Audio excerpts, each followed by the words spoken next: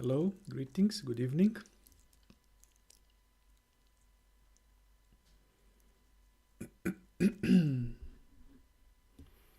Hello.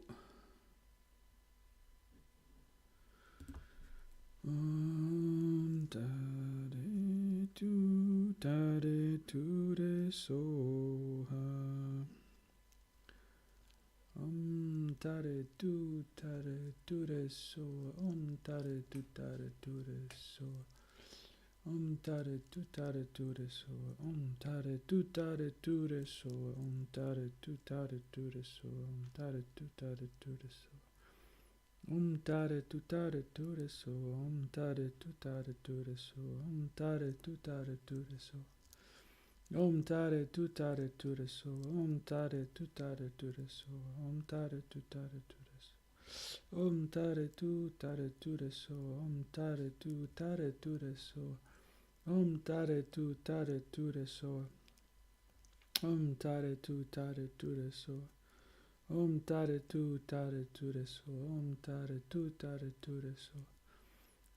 Tare tu re so, tare tu re so. Tare tu re so, tare tu re so. Tare tu re so, tare tu re so. Tare tu re so, tare tu re so. Tare tu re so, tare tu re so. Tare tu re so, tare tu re so. Tare tu re so, tare tu re so, tare tu re so. Tare tu re so, tare tu re so. Tare tu re so, tare tu re so, tare tu re so. Tare tu re so, tare tu re so. Tare tu re so, tare tu re so. Tare tu re so, tare tu re so, tare tu re so. Tare tu re so, tare tu re so. Tare tu re so, tare tu re so. Tare tu re so, tare tu re so. Tare tu re so, tare tu re so. Tare tu re so, tare tu re so. Tare tu re so, tare tu re so. Tare tu re so,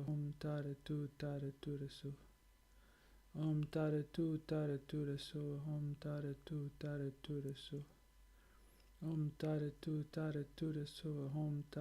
Tare tu re so. Tare tu re so, tare tu re so. Tare tu re so, tare tu re so.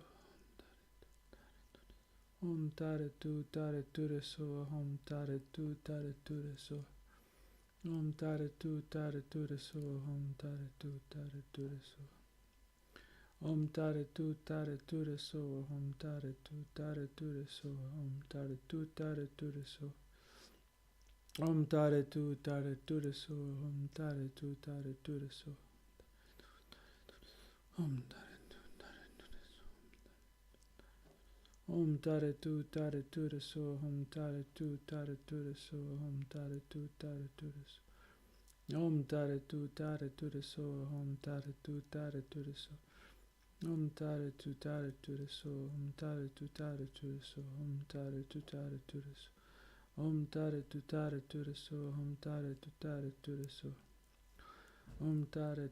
Tare tu re so, tare tu re so. Tare tu re so, tare tu re so.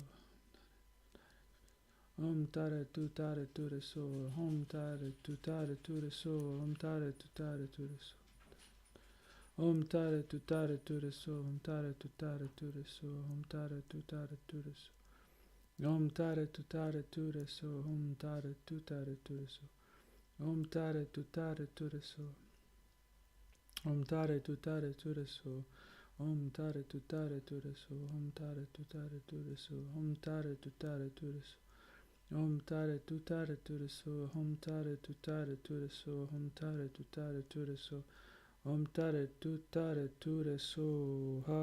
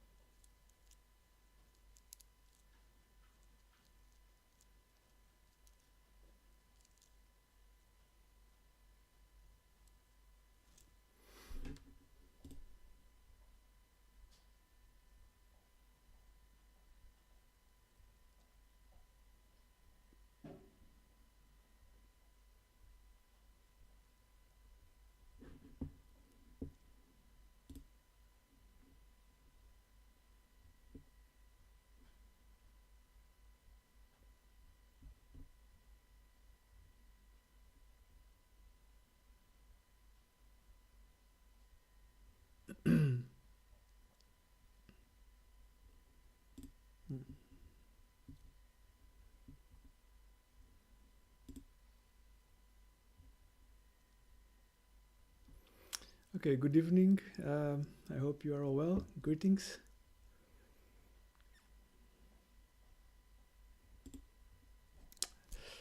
Hello, good evening. So we are going to continue now with the teaching.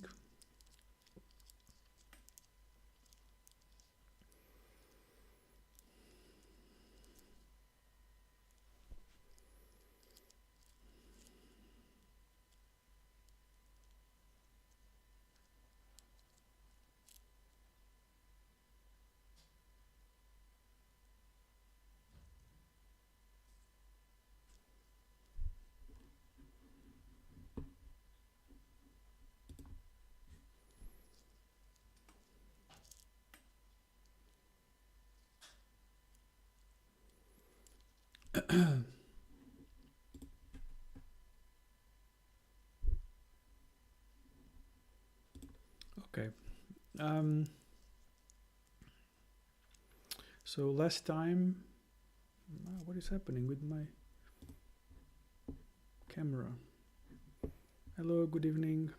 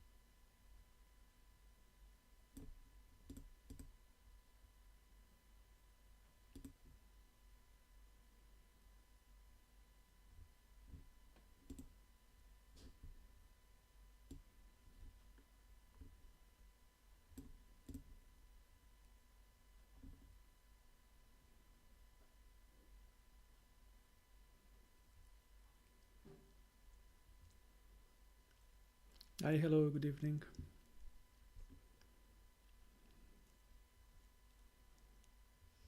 Okay, I think maybe it's okay now. We'll see. It's kind of flickering.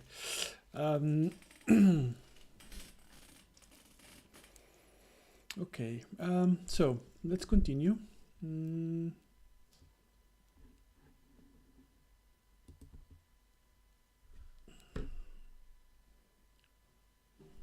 I don't know, still doing strange things, but I don't think so.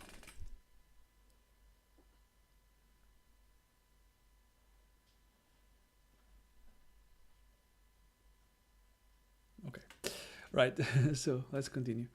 So last time we had reached stanza 83, the sixth bhumi.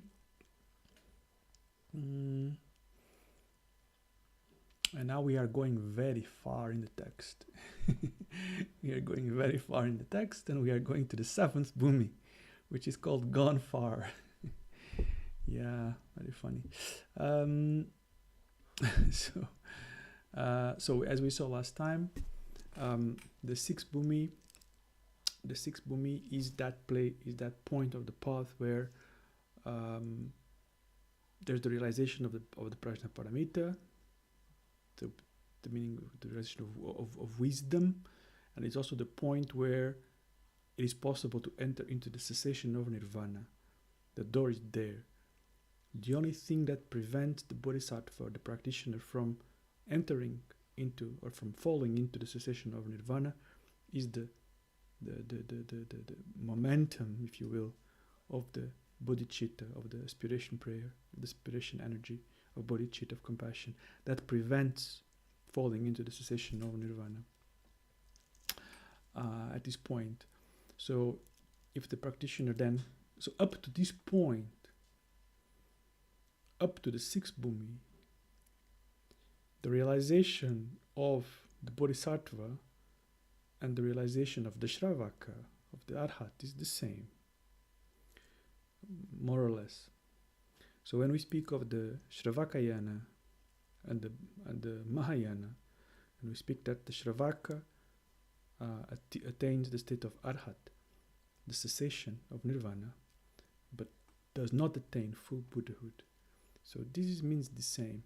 So it's like this. So the follower of the Hinayana, they will achieve a level of realization that is similar to the sixth bhumi of the bodhisattva. Okay? More or less. So, but if for someone following the path of the Mahayana, which has cultivated bodhicitta, this is where the difference arises, and this is why bodhicitta is one of the main differences. It's not the only one, but it's one of the main differences between the Hinayana and the Mahayana, because it's at this point that this will make the big difference. So the bodhicitta is very important. So at this point, the bodhisattva will not stop here.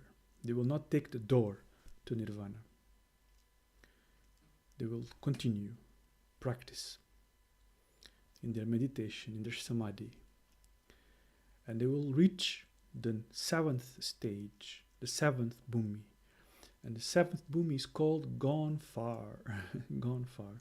And stanza 84, Nagarjuna says,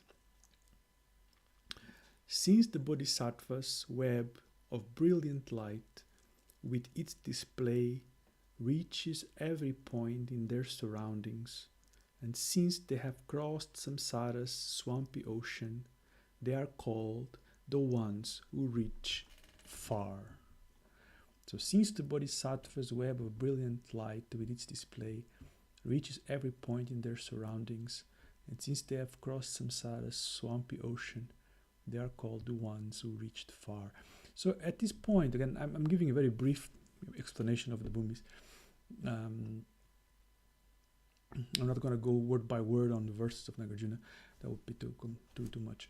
But so in general, when it comes to this, so at this point, the meditation and realization of the bodhisattvas, this is the point, as I said, where it kind of surpasses the stages of the arhats. So at this point, they have abandoned all of the duality completely of subject and object. They have abandoned all the gross afflictions, and as we saw before. So, and at this point, they are completely beyond effort in meditation. At this point, truly beyond effort. Up to here, up to the sixth bhumi, there's still some effort. There's still some effort, and there is still some duality, even though it's subtle. Okay, so up to the sixth bhumi, there's still some duality. There is still some subject-object, even though it's not the same. Is not the same type of subject-object that sentient beings in samsara experience. Is not the same. They realize the self is empty. Okay, of course they have realized the emptiness already in the first bhumi, right? but nonetheless, there is still a kind of a manifestation of a subtle duality of subject and object that manifests, even though it is seen that it is empty, but it's still there somehow in a subtle form. But at this point, when they reach the seventh bhumi, then it's gone. Then it's gone, completely gone. And so at this point, the meditation of the bodhisattvas is completely beyond the realms of samsara. And the results of the inspiration prayers, of the perfection of the inspiration prayer, the skill in means, the great skill in means manifests for the benefit of others. So at this point, they can manifest incredible manifestations of skillful means for the benefit of sentient beings, which is kind of the meaning of this web of brilliant light with its display reaches every point, which means that this wisdom reaches every point, and it manifests as incredible, manifold manifestations of upaya, of skillful means for the benefit of all living beings in inconceivable ways. So that manifests here at the seventh bhumi. And then, as they continue on their absorption of samadhi and manifestation, at some point they will cross to the eighth bhumi, called immovable. So stanza 85. Definitely guided by the Buddhas, in contact with primordial awareness as sea, spontaneous and free of any effort, unshaken by the Mara's echelons. So definitely guided by the Buddhas. So at this point there's already a perception of Buddha, of the Dharmakaya, in contact with primordial awareness as sea, spontaneous and free, unshaken by the Mara. So here, when they reach this eighth bhumi, this eighth stage called immovable, so here they have attained the cessation of the subtle conceptual limitations, and they are immovable. It's called immovable because they are immovable in their realization at this point. So this has to do at this point, any possibility that there could be still of falling into that state of cessation, into that state of the cessation state of nirvana. So any possibility to fall into that state is now cut off. There's no chance anymore of that happening. Before, so as we saw on the sixth bhumi, there's that door now. They can go into nirvana. In the seventh bhumi, they already kind of passed that, but it could still happen, theoretically, I guess. But when you reach the eighth bhumi, there's no possibility anymore. There's no way they will fall into cessation. It just cannot happen. It's completely cut off. So what is the consequence of that? What is the meaning really here? The meaning is that as there's no longer any possibility to fall into that cessation of nirvana, at this point, Buddhahood, full Buddhahood, the attainment of full Buddhahood, it is now sure, it is now guaranteed. There's no doubt that it will occur very soon. That's the meaning. So, and this is also marks the entry into the last path, called the path of no more learning. So, recap, if you remember, right? 5 paths. Path of accumulation, path of junction, path of seeing, path of training or meditation or cultivation, and path of no more learning. So the 8th bhumi marks the entry into what's called the path of no more learning. And it's also sometimes referred to as the pure stages of the path. So up to here, up to the 8th bhumi, we cannot really say the path was pure, because there's still subtle duality, there's still some subtle emotional obscurations and so on. Once the 8th bhumi is reached, now this is all gone. Now this is the pure stages of the path. So all of the self-driven afflictions, what we call the emotional obscurations, they are completely removed now. So all the obscurations, all the afflictions that are connected with self, with the perception of self, they're all gone. And part of what we call the cognitive obscurations also is gone.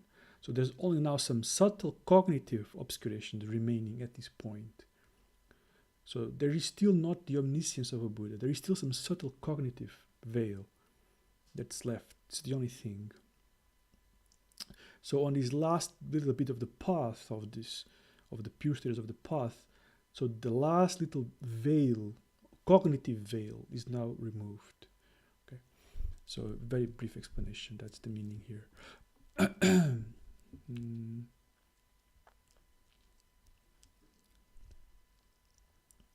And then we have, so the ninth bhumi, great insight. Since yogis at this level have perfected the dialectics used to teach all points connected with precise correct awareness, it takes the name select intelligence. So in this translation, they use the name select intelligence. But the name of this bhumi there are several ways to translate the names of these bhumis. I use great insight. Is more, I think it's more meaningful somehow. To reflect what this bhumi is about. So there's great insight. So they have perfected all points now. So in this bhumi, there's the opening of like this full insight. So they develop extraordinary qualities of speech, qualities of realization of the Dharma, qualities of expressing the Dharma, of understanding beyond limits, completely beyond any kind of conceptualization. Now when they reach this point of the path, the ninth bhumi, their progress is very fast and is effortless. In the beginning stages, like in the beginning stages of the path, it requires a lot of effort, like the path of accumulation, for example. During the path of accumulation, it requires a lot of effort, I hope you know. It requires a lot of effort, on the path of junction also, a lot of effort. Then once they reach the bhumis, the path of seeing, now it's more easy because now there's direct realization, at least in meditation, of the true nature. But it's still, they need to apply. They continue to apply, to practice. First bhumi, second bhumi, and it can take time depending on the path of the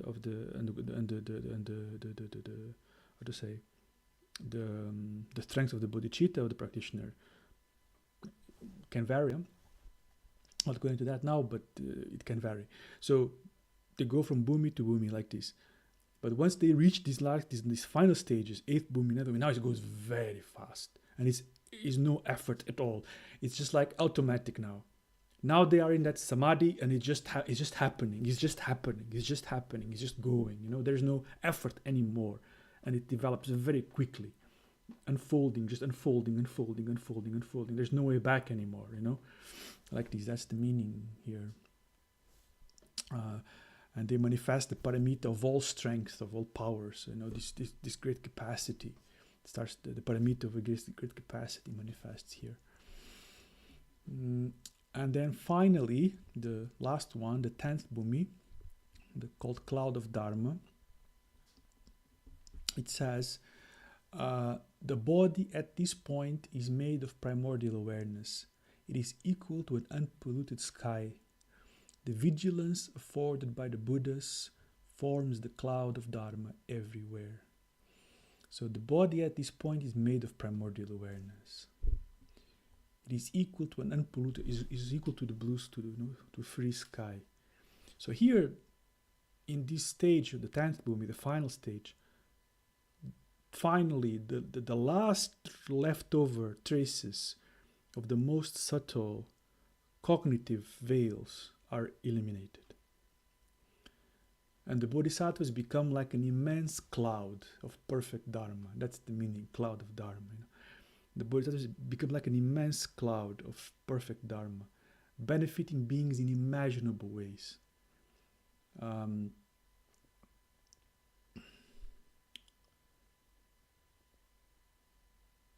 Nagarjuna, in another text, Nagarjuna writes something about this, something like, it's called the cloud of Dharma because the rain is something like the rain of the excellent teachings falls. The Bodhisattva is blessed with light by all the Buddhas, like this, something like this. So this is really the end, so to speak, here. So these last traces of cognitive obscurations are removed. Now it's like if we go back to the example of the vase and the lamp, okay? If you remember the example of the pot that is covering the lamp. So here the last traces of the pot is completely now removed, gone. Only that light there remains, like this.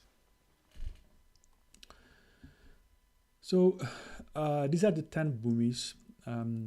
I gave a very brief explanation and introduction, not very detailed, but I think, as I said before, this is a very vast topic, actually.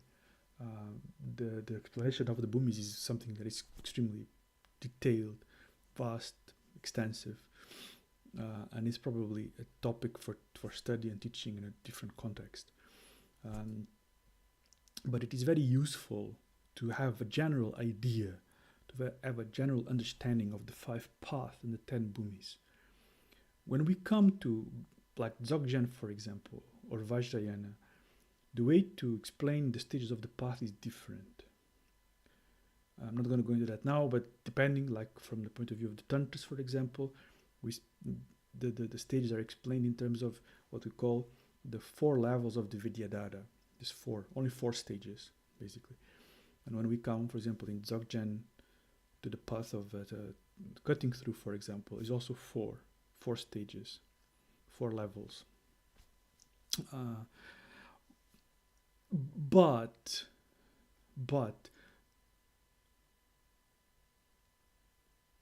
to understand the 5 paths is very important, because even though in Vajrayāna we speak of only of 4 stages, and the way to put the milestones, if you will, so that the practitioner knows where they are on the path, is kind of condensed into 4.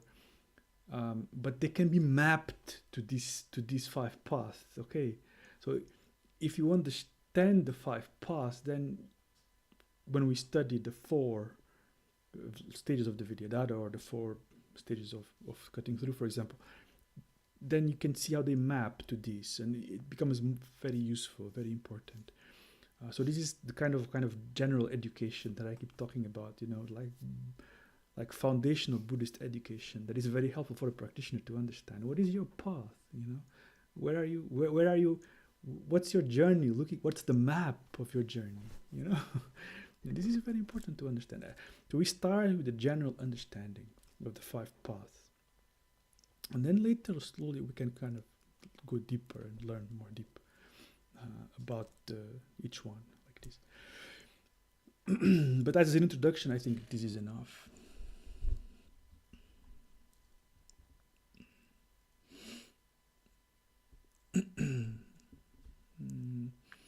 Okay, so then stanza 88, the fruit, Dharmakaya. So now, of course, at the end of the 10th bhumi, once the 10th bhumi is reached, and then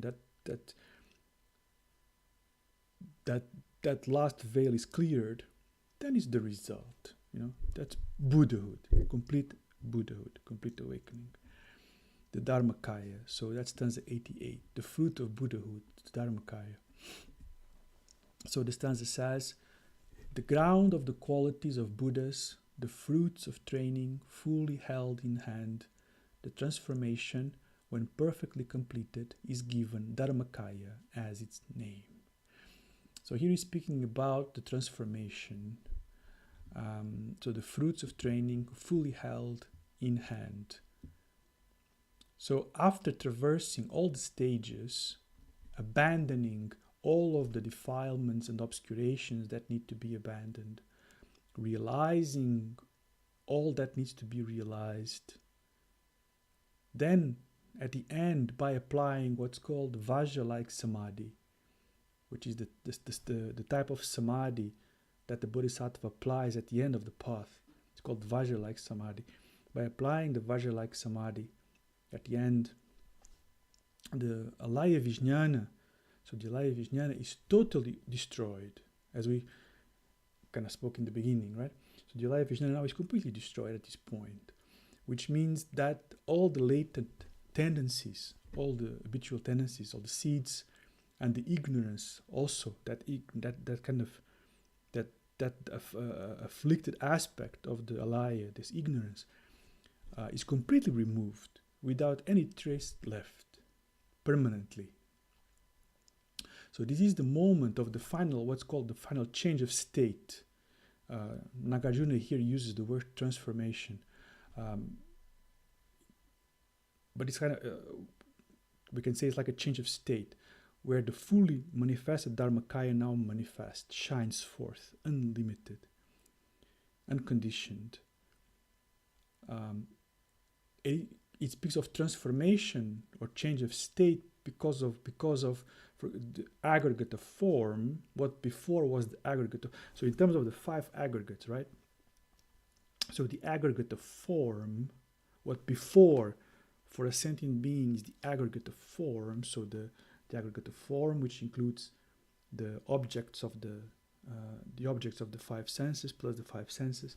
So the aggregate of form transforms in a way and manifests as the major and minor marks, the pure realms, the kayas, and so on. So what before was the aggregate of form now appears as the major and minor, as the major marks and the minor marks of the Buddha, as pure realms, pure dimensions, the kayas, the 3 kayas, and so on. So before it was the form aggregate, now it's the pure realms, the major marks, the kayas, and so on. It's sort of like this. The aggregate of feeling becomes infinite, unconditioned bliss. The aggregate of perception, what before was the aggregate of perception, transforms into spontaneous mastery of all appearances. And the aggregate of formations, of the mental events, of the samskaras, the aggregate of formations transforms into endless retinues. This is like this, in the text. Manifestations, so into infinite manifestations and expressions and activities of the Dharma, like this. And finally, the last one, I'm missing one. Consciousness. So the aggregate of consciousness transforms, and before what was the experience of this aggregate of consciousness now appears as mirror-like wisdom, sameness wisdom, discerning wisdom, and all-accomplishing wisdom. So these wisdoms. So before there was the aggregate of consciousness, there was experience, and now this aggregate of consciousness appears as the wisdoms, like this. Also, from these, spontaneously, it is the source, or manifests as the source of endless Sambhogakaya manifestations who bring benefit to the Bodhisattvas on the path, and as these endless Nirmanakaya manifestations that bring benefit to sentient beings. So this is the transformation that we're talking about. So when Nagarjuna is speaking about the fruits of training fully held in hand, the transformation, when perfectly completed, is given Dharmakaya as his name. And this is the transformation that he's speaking about. The 5 aggregates appear to transform into the wisdom aspects. So I'll repeat again. The form aggregate transforms into the major and minor marks of a Buddha, the pure realms, the 3 kayas, and so on. The aggregate of feeling manifests as infinite unconditioned bliss. The aggregate of perception manifests as spontaneous mastery over all dharmas, over all appearances. The aggregate of samskaras, of formations, manifests as infinite activities. the aggregate of consciousness manifests as mirror-like wisdom, sameness wisdom, discerning wisdom, all-accomplishing wisdom, right? So transformation completely occurs. Now this is Buddha. And from that, naturally, the Sambhogakaya manifestations appear, the Nirmanakaya manifestations appear continuously for the benefit of all beings. The Sambhogakaya manifestations appear for the benefit of the Bodhisattvas on the Bhumis, and the Nirmanakaya manifestations appear for the benefit of sentient beings in samsara.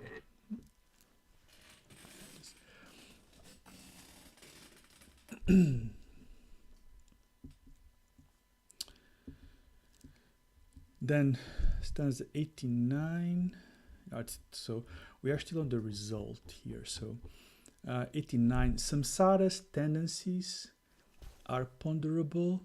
Freedom from tendencies is not. You are completely inconceivable. Who could ever have the power to know you? Wait.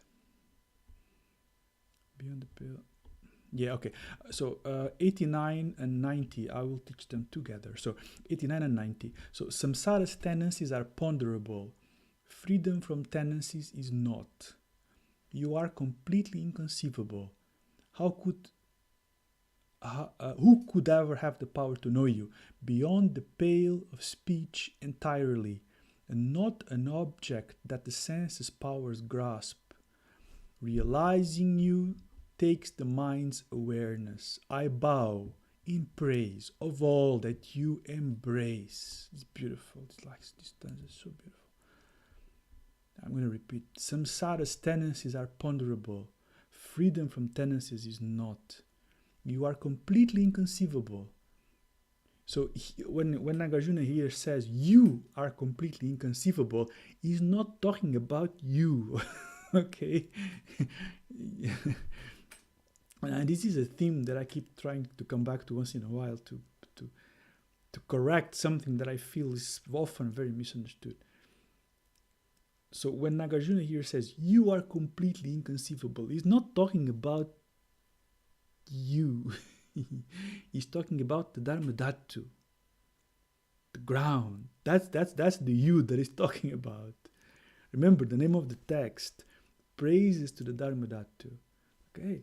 So you the Dharmadhatu, you the ultimate dimension, you the ground, you Buddha, you are completely inconceivable. Who could ever have the power to know you?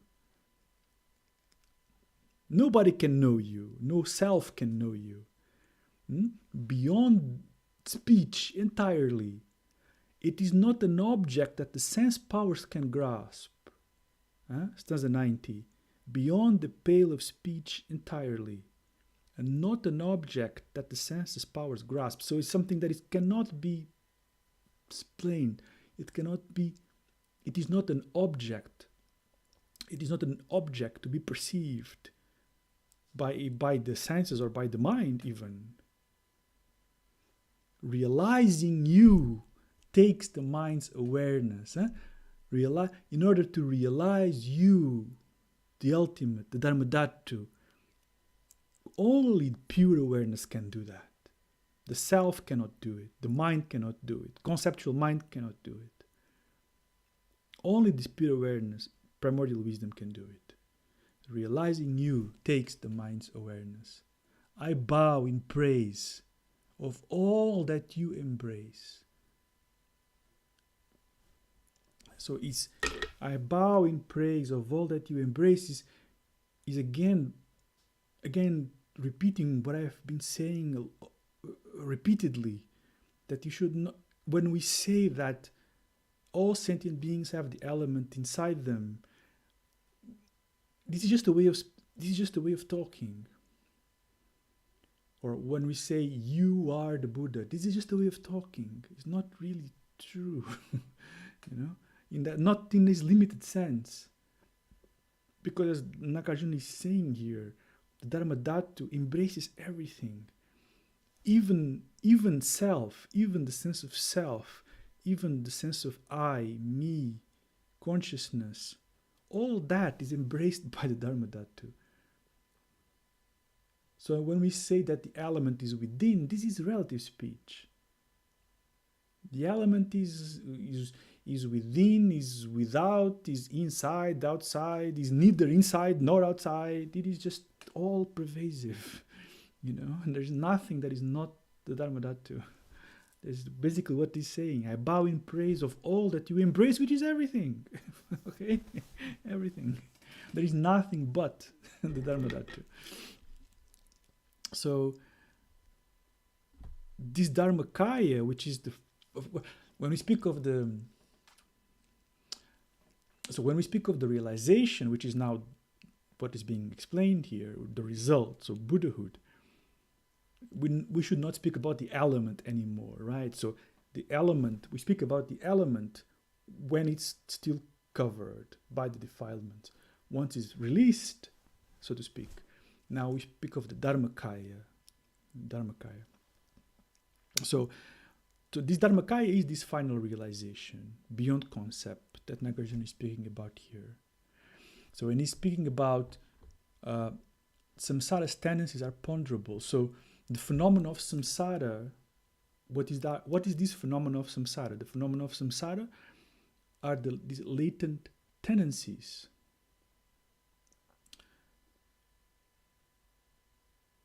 The condition of being free from these latent tendencies of samsara, that state is beyond conception. It cannot be conceived.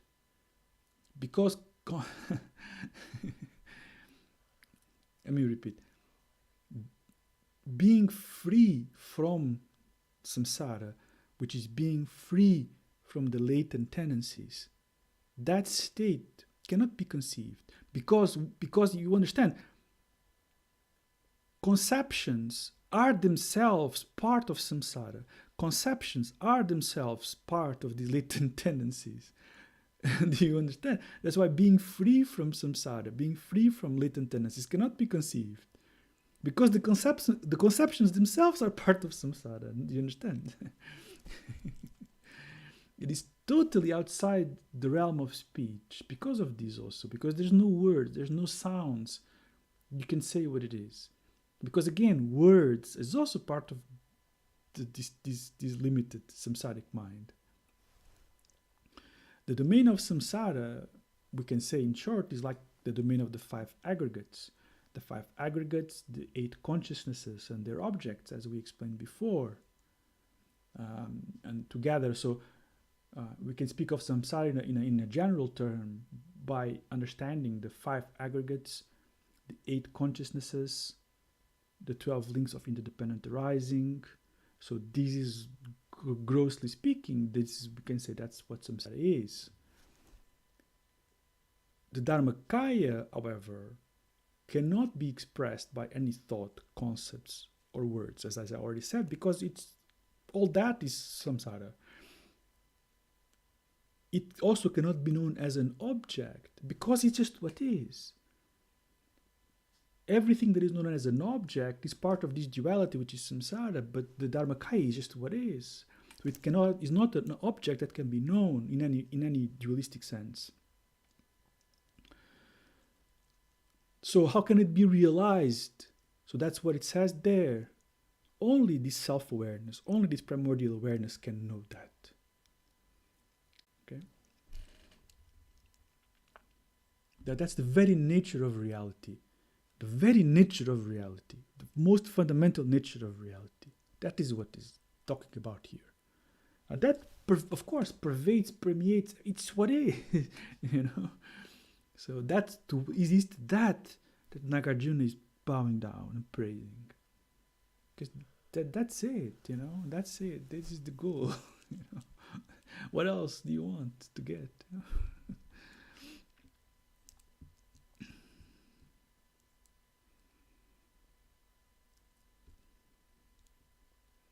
91. 91, 92, 93, 94, 91. Yeah, okay, I will also do together. 91 and 92. I will read them and teach them together. They go together. So 91 and 92.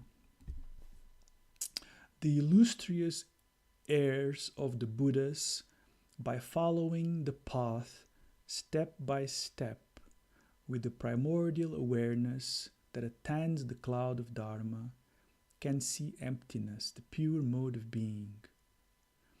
As soon as mind has utterly been cleansed, samsara's caged confinement broken through, these will then assume their rightful place upon a wondrous lotus flower seat. So here Nagarjuna is still talking about the result, right? The result. The heirs of the Buddhas following the path step by step. Then they can see the pure mode, they will come to see the pure mode of being. And as soon as the mind becomes completely cleansed from all the defilements, breaks free from this cage, this eggshell of samsara. So this means that after going through all these stages of the path that we just talked about, going through the path of accumulation, path of junction, path of seeing, path of meditation, all the way to the path of no more learning, at the end of the last bhumi, they shed away the last of these most subtle obscurations, totally exhausting the alaya vijnana with all the latent tendencies, all the karmic seeds, all exhausted. At this point, the pure nature of the Dharmadhatu shines clear as the domain of emptiness and luminosity, the union of emptiness and luminosity. In this way, as it says there, the cage of samsara is broken irreversibly. It breaks free from samsara. And then they will assume, the practitioners, the bodhisattvas, then the Buddhas, will assume their place at the seat of enlightenment. That's what it says here, being, blessed by all the Buddhas. It is the final form of the Buddha, in the form of the 3 kayas or 5 kayas. It is the resultant body of the aspiration, prayers, and bodhicitta. You can say like this, sometimes you say like this, that the final 3 kayas or 5 kayas, what we call the body of the Buddha, it's not a physical body. It's not kaya means form or body, right? So we speak of the 3 kayas like the Dharmakaya, the body of truth, the Sambhogakaya, the body of enjoyment, the Nirmanakaya, the body of manifestation. But as I explained before, these 3 are not like separate things. The Buddha is Buddha, and Buddha has no form. And yet, on another way, the Buddha has the 3 kayas or the 5 kayas or whatever way we explain it. And these resultant kayas, which sometimes we refer to the resultant body of the Buddha, is not like a limited body, like this. It is infinite. It is beyond concept. It is not limited, not conditioned. It is not. It's primordial, actually. In fact, it was always like this. The Buddha's body is not born. It's not like the practitioner goes to the path and now they manifest the Buddha's 3 kayas and the Buddha's body. No, it's always been. It's always been. I know it now sounds a bit paradoxical. It's difficult to explain, but it's like this. The Buddha explains that in the Lotus Sutra, actually, that the Buddha always was, always was. It never had a beginning. So, but from a conventional perspective, we sometimes say that this resultant body, it is the result of the aspiration prayers and bodhicitta. Because from a relative sense, it becomes like this wish-fulfilling jewel that grants all wishes by benefiting countless beings, and liberation to countless beings. And this benefit that is manifested by the manifestations of the Buddha, by the Rupakaya, this is the result, we can say, of the aspiration prayers, of the bodhicitta. But the but the bodhicitta itself comes from where? Comes from the Buddha. You know? Crazy talk. You know? It never came from anywhere, never goes anywhere. And we just hear talking all this nonsense. I don't know for what sometimes. Anyway.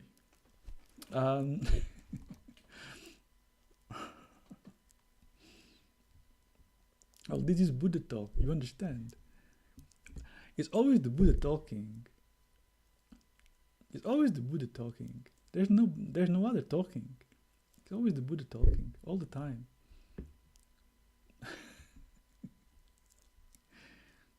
Crazy talk. Anyway, 93 and 94. Utterly surrounded on all sides by lotus flowers, many tens of millions, each endowed with tantalizing anthers, their leaves alight with many precious gems. The Buddhas with 10 powers are replete. Their fearlessnesses set others' minds at ease. Their qualities are inconceivable. From simplicity's domain they never fall. Now this is a very poetic kind of, homage or praise to the Buddhas. Utterly surrounded by lotus flowers, tens of millions, and gems. So this is kind of a very kind of typical type of language you would find in the sutras, actually. Descriptions of pure lands and so on. You know, like this expression of purity and you know, like the lotus, which represents this purity, this primordial purity, and the gems, which represents the luminous aspect of wisdom and manifestation of all qualities. So that's why this appears a lot, you know. It's not like Buddhas want a lot of it's not like the Buddhas want a lot of wealth, you know. The Buddhas want a lot of diamonds, you know. Diamonds are a Buddha's best friend, you know. It's not like this. So the meaning of gems is like, because it represents this aspect of the wish fulfilling and the luminosity aspect of wisdom and activity that manifests inconceivable fruits of benefit, you know. So the lotus is the purity, and the gems is the manifestation of primordial luminosity and manifestation and benefits and activities and so on. So that's kind of what evokes this kind of symbolism. Utterly surrounded on all sides by lotus flowers, each endowed with tantalizing anthers, their leaves alight with many precious gems. So this is the union of emptiness and luminosity. Do you understand? This is like the union of emptiness and luminosity, primordial purity and spontaneous presence. The Buddhas with 10 powers are replete. Their fearlessnesses set others' minds at ease. Their qualities are inconceivable. So basically, these two stanzas are just saying that the full maturation of the Buddha manifests this expression of the 10 powers. So the 10 powers, the 4 fearlessnesses, all these things, all these qualities that we've already kind of spoke before. So now these manifest fully for the benefit of others.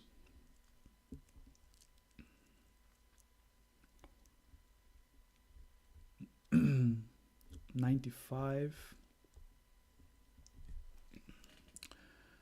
Through excellently practicing all paths, they've gathered merit, garnered wisdom full, so they are like the harvest moon on high, surrounded by its court, the clustered stars. So as we get to the end of the text, Nagarjuna goes really poetic, right? I mean now it's like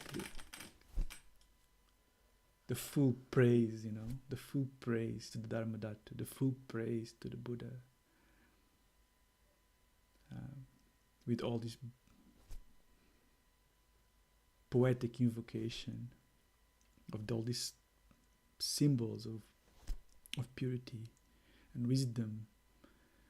So having completed all paths and manifested fully all these powers, the 10 powers, the wisdom. Now the Buddhist is now like a full moon, surrounded by stars, So what does this mean? What is the meaning here? Of course, this is poetic language, so this has a meaning. So the full moon surrounded by stars refers to the manifestation of the Rupakaya in endless modes of manifestation, in infinite mandalas, in infinite pure dimensions. So it's like the full moon is like the Buddha, and these infinite stars, clusters and clusters and clusters of stars around the moon is like the manifestations of the Buddha as endless kind of, Sambhogakaya, Nirmanakaya, pure realms, pure dimensions, pure mandalas, all kinds of forms, Like,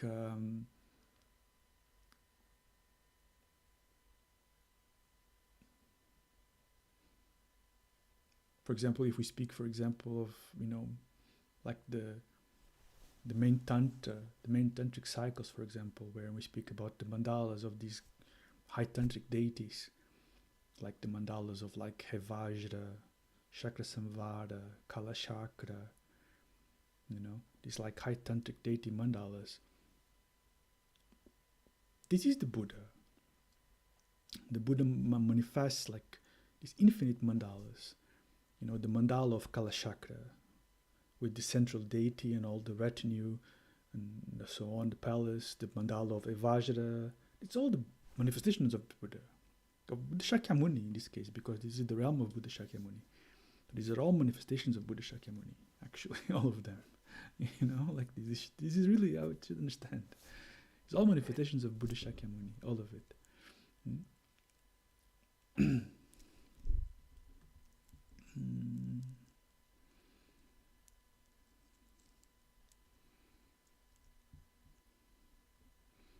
96.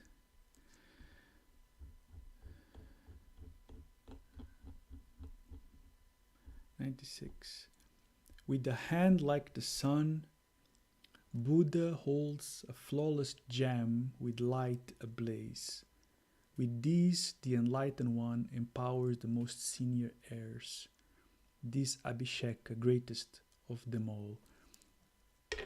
Abhisheka means empowerment, right? So, just like the sun emanates light and heat without any effort, right? So the sun emanates this light and warmth without any effort. In the same way, the Buddha emanates countless Sambhogakaya, Nirmanakaya emanations effortlessly.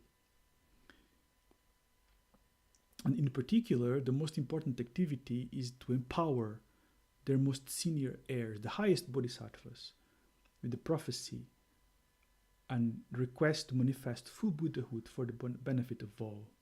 Like, for example, the Bodhisattva Maitreya will become the next Buddha of our kalpa, of our eon.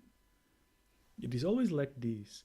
In a pure dimension, a pure realm, the Buddha will give prophecy to a Buddhist, to a bodhisattva like high in the bhumis, and will say to the bodhisattva, you can read this in the sutras, and the Buddha speaks about himself sometimes, like in the past when he was a bodhisattva, how Buddha so and so gave him the prophecy, that when he will become Buddha, and Buddha also gives prophecy, like to his students, to his highest bodhisattvas, and tells them, you will become Buddha so and so in the eon so and so, and you will do this, So when bodhisattvas achieve a certain level in the bhumis, then the Buddha can give prophecy and says, you will become Buddha so and so, and you will manifest full Buddhahood in these realms, and so like this. So Buddha Shakyamuni gave prophecy to the Bodhisattva Maitreya and told him, you will manifest full Buddhahood in the Saha world, in this our world. You'll manifest full Buddhahood in this world and turn the wheel of the Dharma for sentient beings, and you'll be known as the Buddha Maitreya. And like the Buddha gave this prophecy to him, and this is necessary. This is part of how it works. At some point, all bodhisattvas need to receive prophecy, and that's the ultimate meaning of abhisheka.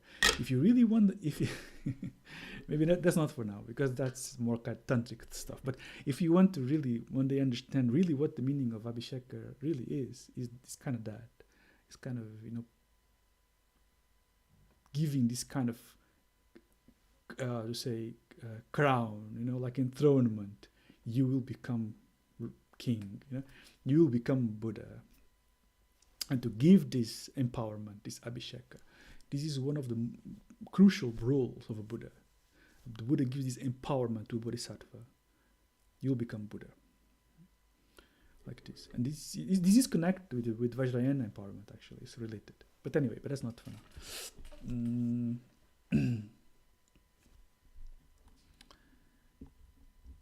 I'm going to finish. Just hang on there. I'm going to finish because we're almost at the end and there's not much to go into much detail right now.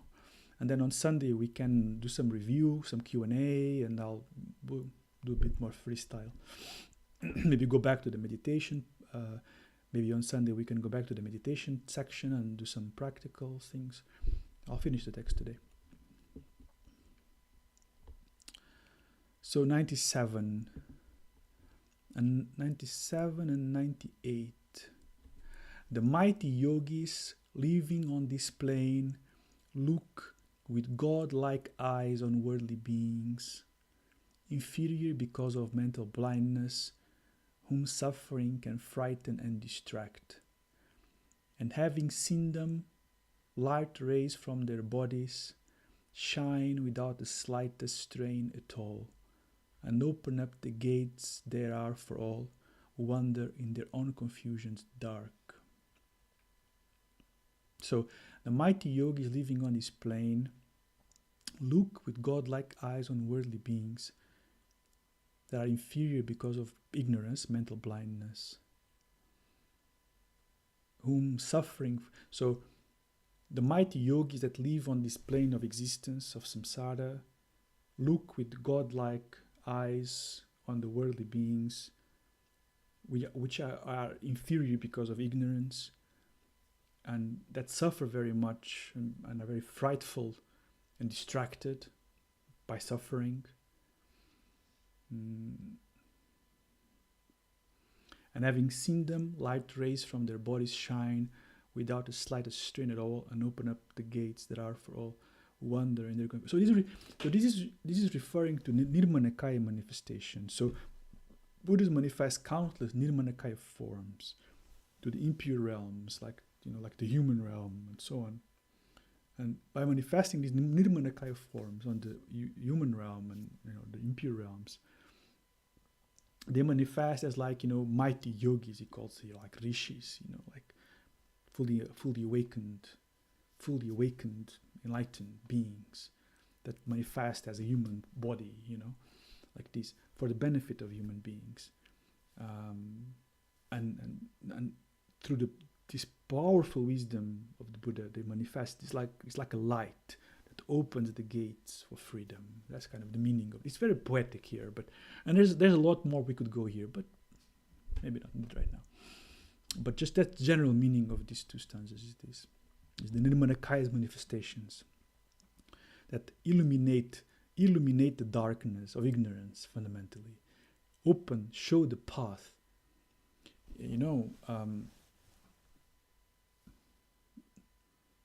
Because of the ignorance of sentient beings, even if a Buddha manifests an Nirmanakaya form that is completely enlightened, the Buddha couldn't just make that person enlightened. It's not possible because of the defilement of the mind of the being. That's why the Buddha has to manifest and teach the Dharma and show wisdom. And this wisdom of the Buddha, of the Nirmanakaya forms, is like a light that illuminates the mind of the beings themselves. And by then applying these instructions, the skillful means, the path, they can come to become free from this darkness of ignorance. And that's how Nirmanakaya manifests, functions in this way. Right? That's the meaning here. So then 99. Those who have reached nirvana without remainder believe that they have reached nirvana that's without. The nirvana that is reached in this tradition is a freeing of the mind of any flaw. Okay, so I need to explain this. So those who have reached nirvana without remainder believe they have reached nirvana that's without. But the nirvana that is reached in this tradition is a freeing of the mind of any flaw. So this here is referring to those who attain the nirvana of cessation, just like the arhats that I explained before. So here it says that it has a remainder. So those who have reached nirvana with remainder. So here he is talking about those that reach this kind of nirvana, a nirvana who has a remainder. So it says it has a remainder because even though they have removed all the seeds in the alaya vijnana that cause rebirth in the samsaric realms, they have not completely eradicated the alaya vijnana, and they abide in this state of samadhi, this state of cessation, of peace. But in that state of the arhat, that is in this state of samadhi, of the nirvana, they have a kind of a mental form body. Not a kind. They have what is called a mental form body. They don't have a physical body. They don't have any kind of appearance manifestations of 5 aggregates and so on. But they have a mental form body. And this mental form body is that which is abiding in the samadhi of cessation of the arhat. And it's kind of that's why it's kind of a dead end. There's no way to go there from there. It's kind of stuck. They have this mental form body, and this mental form body is abiding in this samadhi of cessation, and they're kind of just there. But it's not the end. That's why it's called the nirvana. It's calling it here a nirvana with remainder, because they still have this remainder. They're not completely free yet. They have still this mental form body because the alaya vijnana is still there. At least a subtle ignorance aspect is still there. However, what is taught in the Mahayana, the path that is taught in the Mahayana, is not this kind of nirvana. It's the kind of nirvana that is totally free from all limitations, from all extremes. It has no remainder at all, completely free of any flaw or fault or limitation. That's why it says here, those who have reached nirvana with remainder, which is the arhats, that are in that state of cessation of samadhi, of just this cessation of nirvana, they think that that's the nirvana that's without remainder. But that's not true, because normally it's taught that nirvana with remainder, because there's another way to explain this, which is nirvana with remainder refers to someone who has attained enlightenment but is still alive in a body. Like someone attains complete enlightenment but they still have a human body. That human body is the remainder. So it's not complete enlightenment yet. Only after the body is shed, then is nirvana without remainder, full Buddhahood. Like Buddha Shakyamuni, for example, happened like this. But another way, and then the arhats reach this cessation of nirvana, and they think that state, because they don't have a physical body anymore, and they're in this complete state of cessation, and they think that's the nirvana without remainder. But Nagarjuna here is saying, but it's not, because they still have this subtle form body that is abiding in this samadhi of cessation. It's not yet without remainder. There is still that subtle remainder. But there is saying that in the Mahayana, however, that is not like this. In the Mahayana, the nirvana that is attained by the Mahayana practitioner is completely without any remainder at all. And that's the meaning here. 100. Sentient being's essence, free of substance, is the sphere that is encountered on this plane. Seeing this is the royal bodhicitta, the Dharmakaya free of every flaw. So sentient being's essence, free of substance, is the sphere that is encountered on this plane. Seeing this is the royal Buddha. So realizing this nature that is free of self-nature, realizing the true nature is emptiness of self-nature, it is completely free of true existence, of any essential nature, that realization is the pure sphere that is found. In other words, when the mind becomes free from the web of these temporary defilements of this ignorance, that itself is the Dharmakaya. There is nothing else to be found. There is nothing else to attain. Sentient being's essence, free of substance. So sentient, the real nature of the sentient being, free of self-nature, free of substance, is the pure sphere that is to be encountered. Okay, so this stanza is a little bit, the translation is a little bit convoluted. Actually, maybe I should have taken, anyway. So the essence of the sentient being, which is free from self-nature, that itself is the pure sphere that is to be discovered on this plane. And seeing that is the supreme bodhicitta. It is the ultimate bodhicitta. It is the Dharmakaya. So basically what this stanza is saying is that by discovering the true nature of this sentient being, that is the Dharmakaya. That is the supreme bodhicitta. There is nothing else to discover. There is nothing else to find. There is nothing else to attain. But again, I need to go back to the previous stanza, Nagarjuna bows to the Dharmadhatu that all permeates. It's not something inside here. When there's the realization of the essence of this being, of this sentient being, then this sentient being disappears, okay? And that's the thing, And that's the supreme bodhicitta. That is the Dharmakaya, free from any flaw. There's nothing else to be discovered. There's nothing else to be attained. There's nothing else to be realized. And finally, last stanza, 101.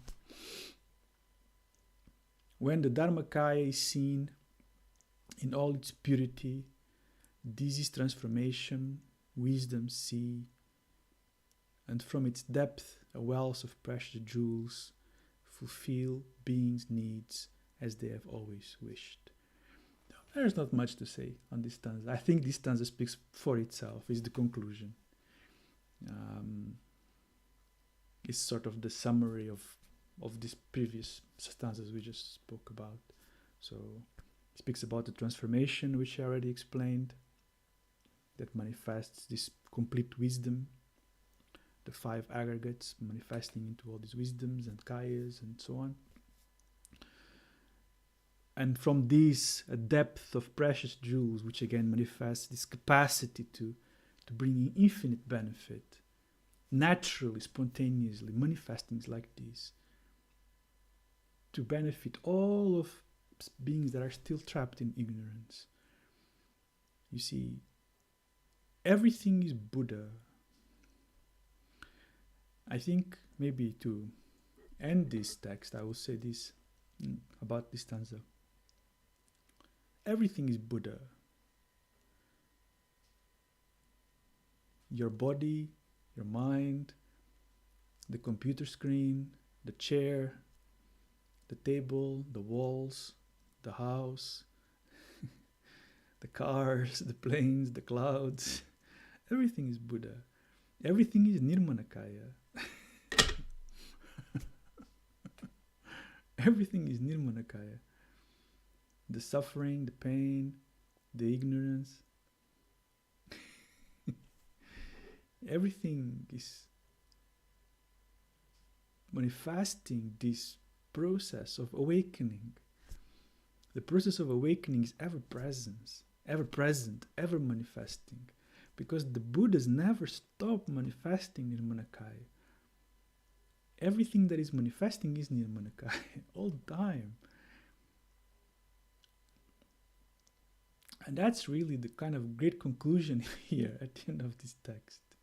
Praise to the Dharmadhatu, because it is continuously manifesting itself It is continuously manifesting itself.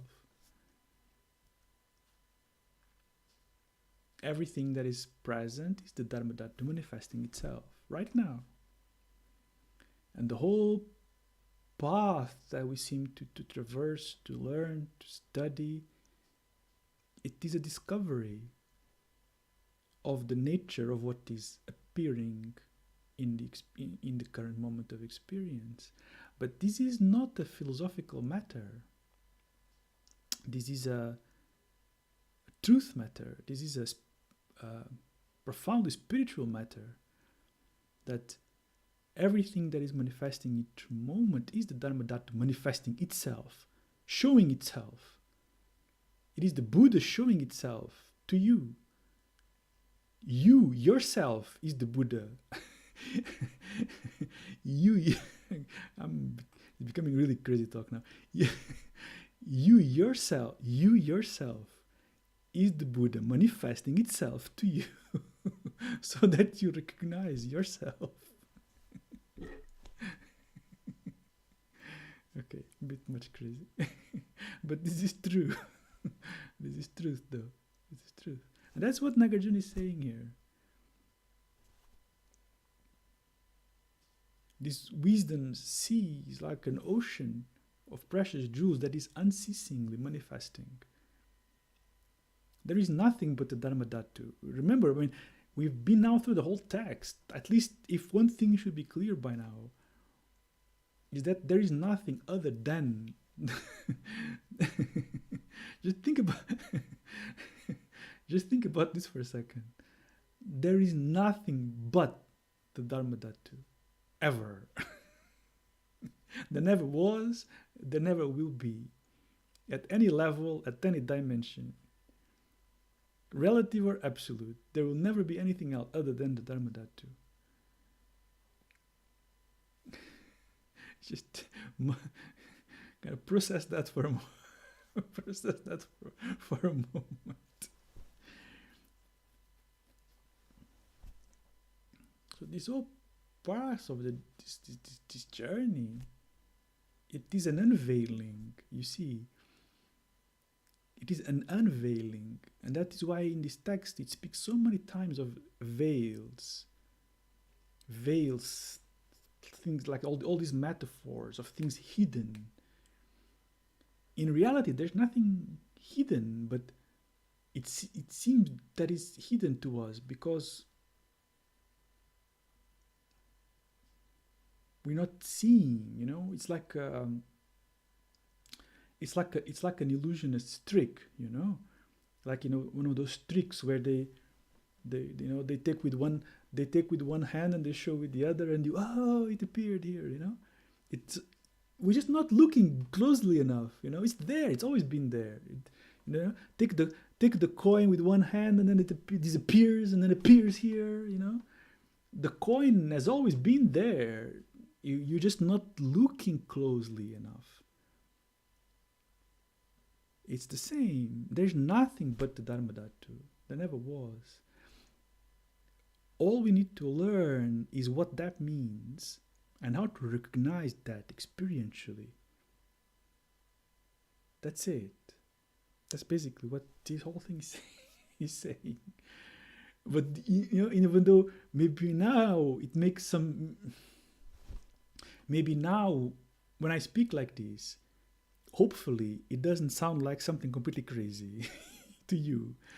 But if it doesn't sound like, if it does not sound like something completely crazy, it's because of the whole things we've studied so far. Do you understand?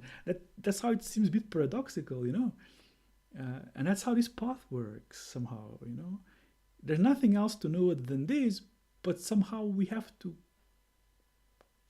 unpack it in a way, somehow. And then gradually, oh yeah, we have all these openings and realizations. Remember the word realization? The word realization, it appears everywhere. We're always speaking about realization. It's very obvious by the word itself that there is nothing newly created, there is nothing newly produced, there is nothing newly made. That's why we use the word realization. Oh yeah, yeah, I get it now. That's it. But this process of getting it, that's the path. And the purification of the mind, of the defilements, because we have these very strong habitual tendencies, I want chocolate, I want ice cream, I want love story, I want money, I want wealth, I want power, I want this, I want that, I don't want this, I don't want that. All of these things can be very strong, and they keep capturing our minds and getting us deeper and deeper into confusion. And while our minds are very much taken by these waves of confusion, of desires, attachments, aversions, jealousy, all these things, while the minds are very much taken by all these things, then we don't have the clarity, we don't have the space to see what's in front of our eyes. That's basically what it is. You understand? So that's why this process of the purification of the mind comes together with the realization. It is not that the purification produces something new. It is just because if the mind is too much involved with all of these things, all these desires and graspings and attachments and aversions and chocolates and ice creams and love stories and all these kind of things, while the mind is all, we can't, there's no space, there's no clarity to see, to really look, to clear the veils of ignorance. So that's why these two things come hand in hand. That's it. It's a practical matter. You understand? It's a practical matter, fundamentally. Because the true nature is purportedly pure. And there's nothing that is not the Dharmadhatu, I say again, ever.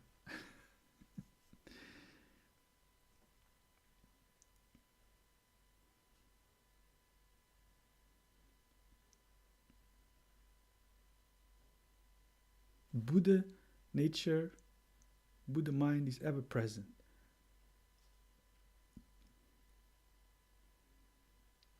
We went through all this in the text.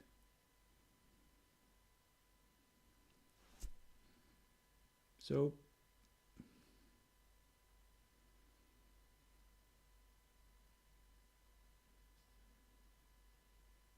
it's not like it's going to be present tomorrow. It's not like your Buddha nature, it will be present tomorrow or next year or next life, It's already. So what you're not seeing, there's nothing you cannot be seeing because your mind is unobstructed already. That's why we speak of unveiling. And this unveiling may seem to be gradual, but that too is an illusion. And then the colophon, the end, in praise of the Dharmadhatu, composed by the Acharya Nagarjuna, is hereby completed. Thank you. We've done the job. Very happy. Very happy. I hope it's beneficial. Dedicate the merit of having taught this text. Dedicate the merit of you listening to this text. Dedicate the merit of the work we have all put into these weeks of teaching and listening to the complete awakening, freedom, wisdom, happiness of all living beings throughout of space. That is the point. That's the dedication of everything we do is for that reason, for the happiness, wisdom, freedom of all living beings. So all this effort we put into this text, may that be the cause for freedom, for your freedom, for the freedom and awakening and wisdom of all living beings. May the blessings of Nagarjuna permeate this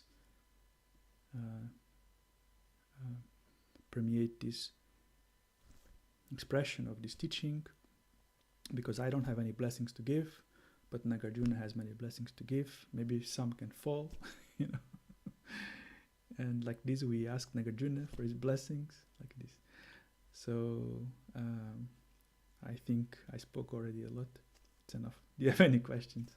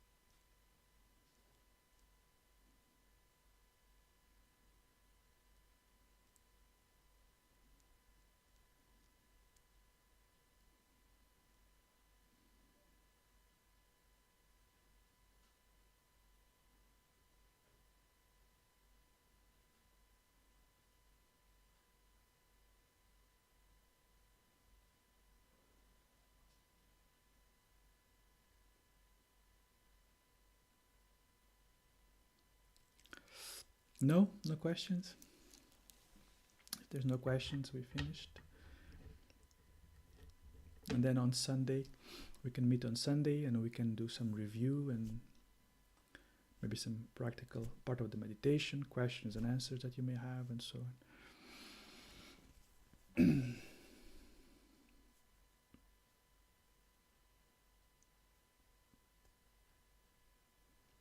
If there's no questions, then we can close.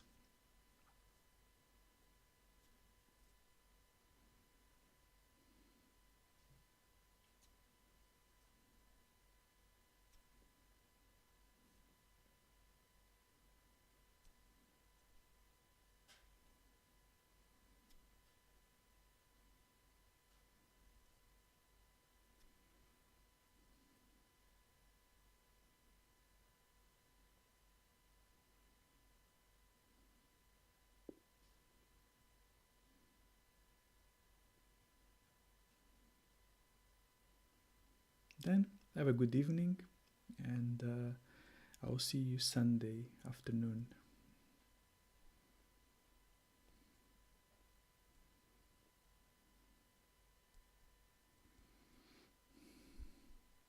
You're welcome.